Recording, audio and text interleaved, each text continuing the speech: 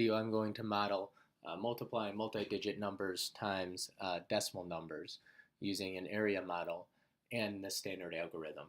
I'm hoping you're going to catch on pretty quickly because it is a very similar process, and if you understand using a base 10 system, it shouldn't be so difficult. So first of all, let's take a look at this problem. 61 times 1.4. You always want to start with an estimate. Let's start with something that's an underestimate and say 61 times, forget the 1.4, let's just call it 1. 61 times 1 equals 61. And that's an underestimate because we rounded 1.4 down. So our answer should be bigger than 61. If you get something that is less than that, you should stop and say this doesn't seem reasonable. When you're making a tape diagram, let's first look at the 61. We're going to break that up into 60 and 1. And then 1.4. Here's where your area model will look a little bit different. We're going to call it 1, and we're going to write down 4/10.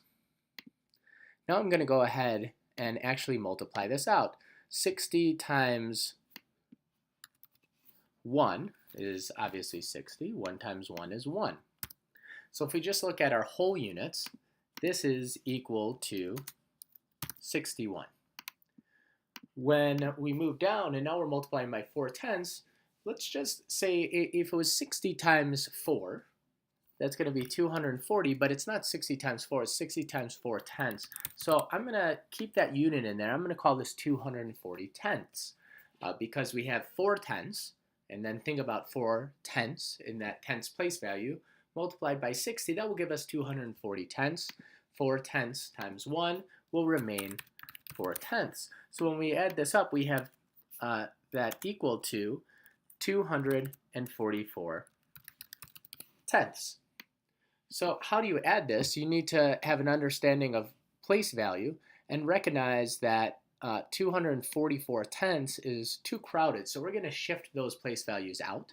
The 4 would move to the 1s and the 2 to the tens place. So that is equal to 24.4. And when you add this up, you can say that would be 61.0 plus 24.4, and that is going to be equal to a 0 in the tens place, 5 in the tens, and 8 in the ones. So 85.4. And that will be our answer using this sort of tape diagram. In today's work, in the area model, you're going to be making an area model. So it's important that you think about the units for place values and then add those up and make sure to regroup that correctly. When you're multiplying it, I want it done a very specific way. And sometimes students will try to line up place values and multiply 61 times 1.4 doing something like this. This, to me, is particularly confusing, and then they might say 0.0. This is very important when you're adding, but we're going to be using our understanding of place value when you multiply, so we are not going to be doing a model like this. In fact, I'm going to erase it from the board and hopefully erase it from your memory. Instead of multiplying 61 times 1.4, we're going to ignore this decimal place of place value, and we're going to multiply it by 61 times 14. And then we're going to use our understanding of place value at the end. I am assuming by this part of the video series of the independent study that you know how to do this problem relatively quickly without making any mistakes. So I'm just going to do it with a calculator. 61 times 14 is equal to 854. Well, that looks familiar. 854, but we didn't multiply it by 14. I'm not asking you to solve times 14. I'm asking you to solve times 1.4, and 1.4 is 10 times smaller. So I'm going to have to make my answer 10 times smaller, or move the decimal place over one spot. So that's how I get the answer of 85.4 using the standard algorithm. On the next page, we're going to go ahead and practice, and before I solve it on the video, I want you to go ahead and solve this one. I set it up for you.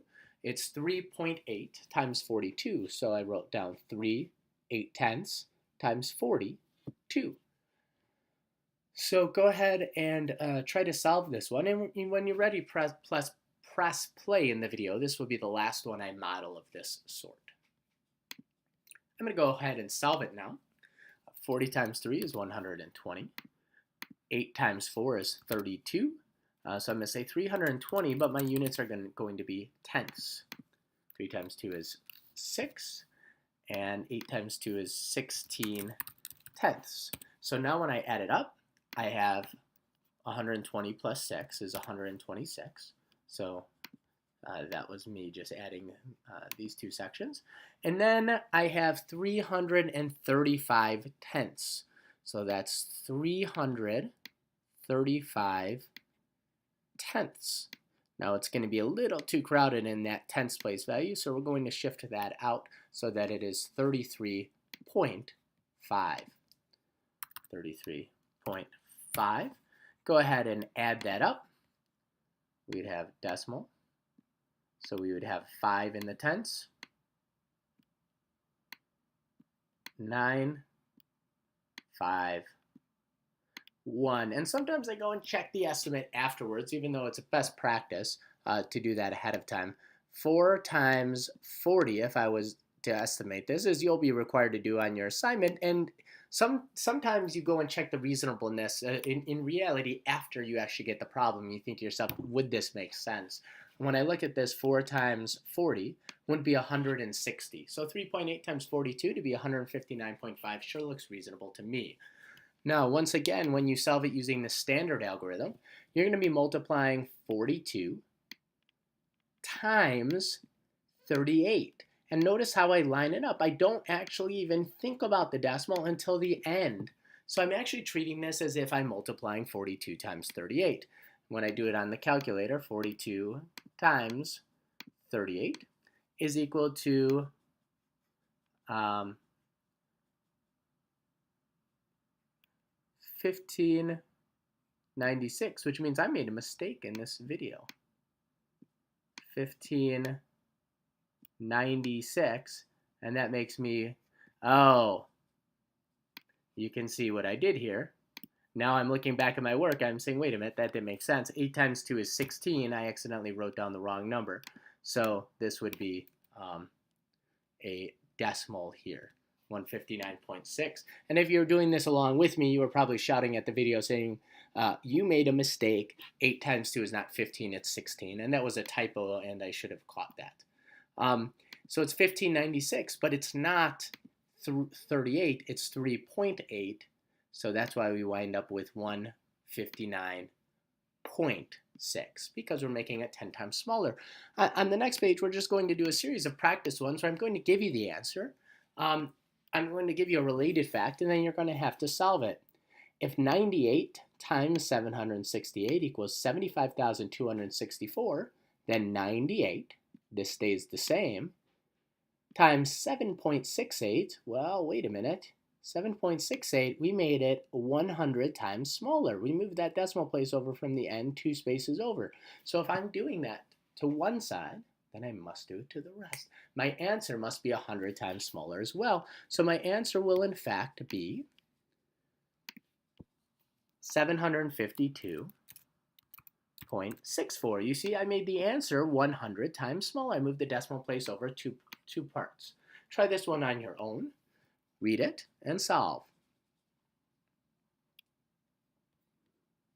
Once again, I made 1,563. I made this 100 times smaller. I moved the decimal place over 2 times, so I'm going to have to make my answer 100 times smaller. So it's going to be 1,140.99.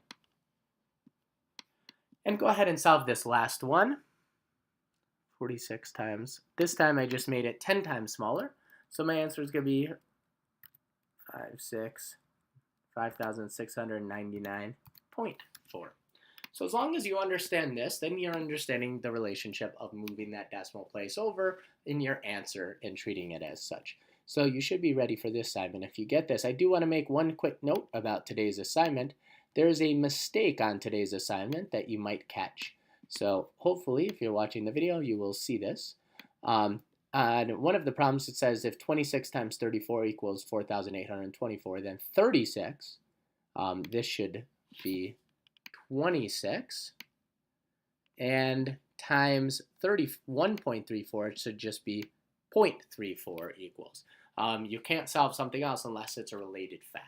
So that is the end of today's video.